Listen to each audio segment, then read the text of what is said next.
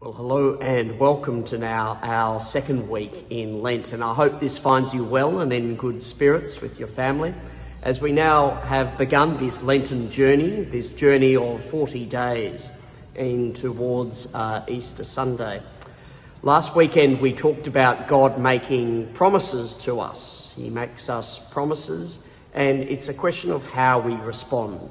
And last week we talked about how it takes two people to make a promise, and we are one of those people. And over this Lenten period, we might have made some promises that we might have given up certain things in order to help those around us. We might give some money to Project Compassion.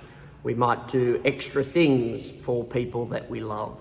And so it's all about making promises in order that we can change ourselves and be the best people that we can be. This week we read the Gospel according to Mark. Lord, be in my mind, Lord, be in my lips, Lord, be in my heart.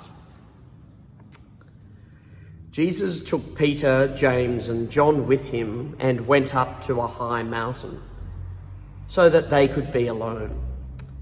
And there in front of the disciples, Jesus was completely changed. His clothes became much whiter than any bleach on earth could make them. Then Moses and Elijah were there talking with Jesus, and Peter said to Jesus, "Teacher, it is good for us to be here. Let us make 3 shelters, one for you, one for Moses, and one for Elijah." But Peter and the others were terribly frightened, and he did not know what he was talking about.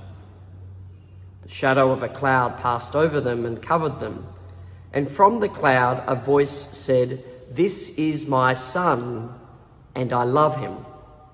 Listen to what he says." At once the disciples looked around, but they only saw Jesus. As Jesus and his disciples were coming down the mountain, he told them not to say a word about what they had seen until the Son of Man had been raised from the dead. And so they kept it to themselves, but they wondered what he meant when he said the words, "raised from death." And this, my friends, is the gospel of the Lord. Praise to you, Lord Jesus Christ.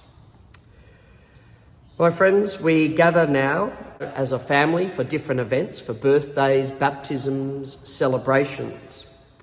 And as we gather, we say to each other, it is good for us to be here. It is good for us to gather as a community and to be nice and to welcome one another and to share a meal and to enjoy one another's company. We don't want this to stop. When we're having a good time, we don't want it to stop. And that's exactly what the disciples say today to Jesus. They're having such a good time with Jesus and they say, we don't want it to stop. But these things have to stop because we have to go about our ordinary lives. We have to go about going to school every day. We have to go about going to work every day. We have to go about all of these things. This Sunday, in the lead up to Easter, let each of us try to be the best people that we can be. Try to be kind and compassionate as we try to give up and change ourselves so that we can be the happiest people in the lead up to Easter. To be more kind, to be more charitable, and to be more like Jesus Christ. It is then that we can say, it is good to be here. May God bless you this Sunday and keep you and your family in good health.